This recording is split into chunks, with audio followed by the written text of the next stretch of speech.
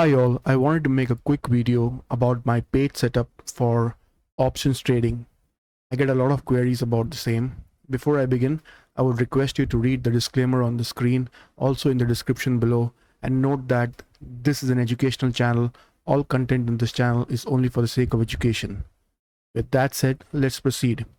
So I get a lot of queries stating that you make videos on so many indicators. Don't you get confused? Why do you use so many indicators? And so how do you choose which indicator to use? You're all the time analyzing indicators. Yes, I do all the time analyze indicators. It's a hobby of mine, but I'll show you my trading page, which generally does not change.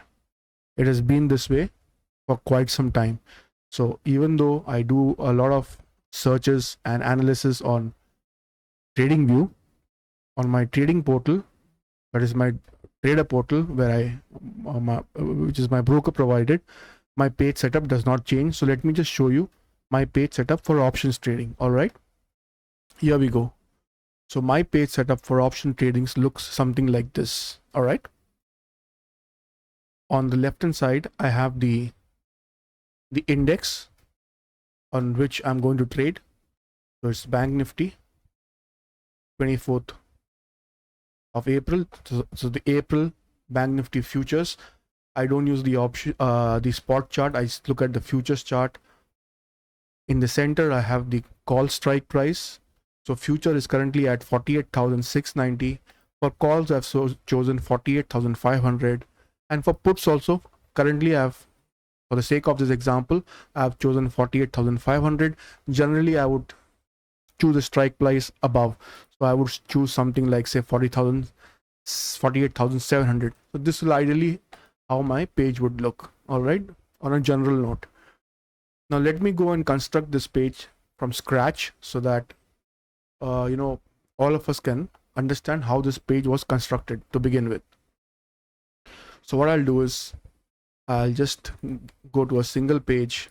I'll get rid of all the drawings. I'll get rid of all the indicators, and I'll write Bank Nifty over here. And this is Bank Nifty. I'll be on the 5 minutes time frame. I'll reset the chart. So this is the Bank Nifty April futures chart, and this is how it looks. All right. This is the bare bone basics. The only thing that is working on this page is sessions break. If you go over here, there is sessions break over here, which separates the day. It will show you where one day has ended and the other has begun. Now what we will do is we'll split the page into 3 sections. All right. Let me remove this again. All indicators. Okay, and I'll call this also Bank Nifty. Bank Nifty futures. This also Bank Nifty futures. So that it's not complicated for anybody. So right now, on all three windows, we're looking at the same thing. Bank Nifty April futures, Bank Nifty April futures, Bank Nifty April futures. We will construct all the indicators on the Bank Nifty futures, and then we'll just click on, there's an option to make those indicators applicable to the entire page layout. So let's go ahead and start using the indicators. All right, the first indicator that I use is SMMA. It's smoothed moving average. The moment I click it, my settings come up. I've saved this the way I use it. I generally use a blue color. The thickness is on 2 and the input is left to 7. I don't make any changes. 7 is the default input, by the way. Only thing that I've changed is I've made the line thicker a little bit, selected the color blue, and I've unchecked these 2 boxes, labels and values. That's all. And I've saved that as default, so every time I don't need to make those changes. Similarly, the next indicator that I use is VWAP. All right, let me just save the VWAP also. I use black color. This is how you save an indicator for default use. All right, so I'll uncheck these 2. I'll use black color.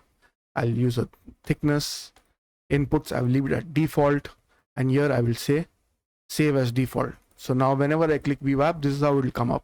Now the other reason I use futures chart is VWAP does not come up on the spot chart. All right, that's another reason to use the futures chart, because spot chart VWAP will not work. All right. The next indicator that I use is pivot point standard. Again, my settings are saved, so whenever I click on this, it comes up like this. But I will show you my settings. On inputs, I choose Fibonacci. Show historical pivots is unchecked. This is left to auto. I think auto is the default setting. This is also 15 is the default setting. Here I just change the colors. Central pivot, I make it red. Default color is yellow, so I leave this the way it is. S2 R2 I make it blue, and S3 R3 I make it black. All right, this is also saved as default, so whenever I click on pivots, this is what comes up. At the bottom, I use MACD, and my MACD also is saved. Most of you who have been watching my channel for some time know my MACD setting. It's 3915. So I don't use the histograms, it's unchecked. MACD, I make it blue. Signal, I think the default color is orange. I let it be. I just change the thickness of the both of them to 2. Here also 2. And I go to the input, and fast length is 3, slow length is 9, and signal length is 15. That is my default setting for MACD. All right, that's how I use MACD. I click OK. The next indicator that I use is RSI. I use RSI because I need the borders. So I'll click on RSI. You see RSI comes up like this for me because on my RSI settings are all default. I don't change any setting, but I don't use the plot. I don't want to see this plot. All right, I just want the borders. So I use these 3 settings and I don't change any value. Only thing that I change is this is generally dashed line. I make it a solid line. This also, all 3 of them, I make it a solid line, and the center line I make it red, and then I click save over here, save as default. That's it. Every time I now click, this is how my RSI comes up. All right, now what I do is I click over here, this 3 dots over here. All right, go to the RSI, 3 dots over here, and click move to existing plane above. When you do that, you'll find a small gap coming up on the left hand side. To avoid that, what you'll have to do is click on this 3 dots again and pin to scale. Now you got to select no scale full screen. Once you do that, this is how it comes up. So this is how our indicators are chosen.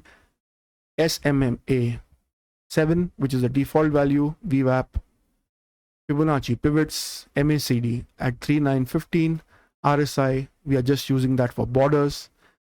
This is how it comes up. We hide all the indicators, and then we right click on this and apply this to the entire setting.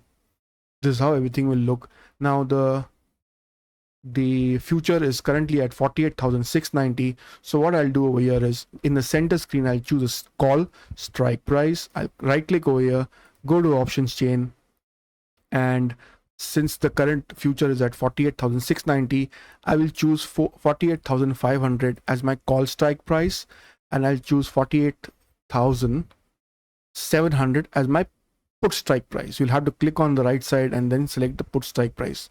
So here you have the call, here you have the put. This is how my page looks. Now sometimes you'll find that the candles are too compressed. For that, what you need to do is right click on these numbers over here on all the scale to price chart. Make sure that is ticked. Mine is automatically ticked because I use it that way, and if that is not ticked, then sometimes the charts are very compressed.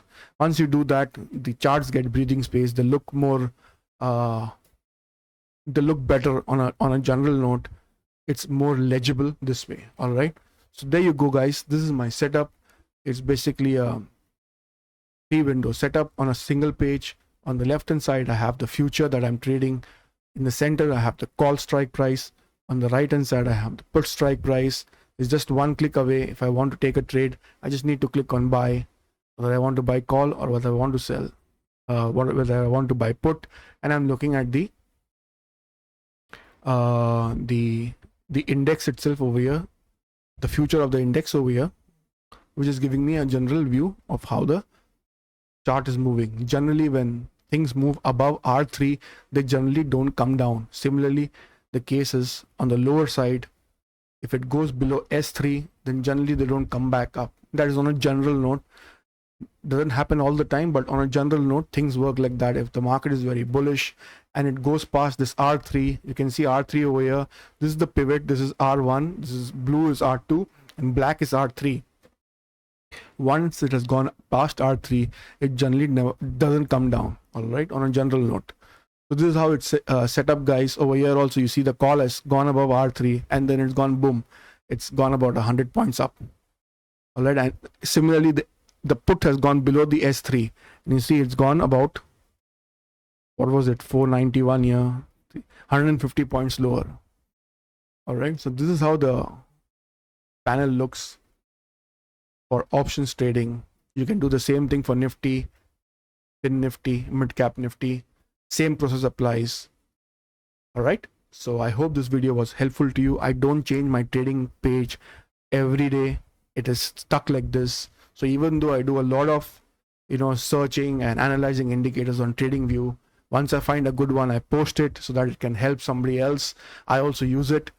But even though I do all of that, my page on my trading panel looks like this, and it has not changed for a long time. All right, so I hope this was helpful to you. I also hope it gave you some amount of clarity regarding how my page is set up.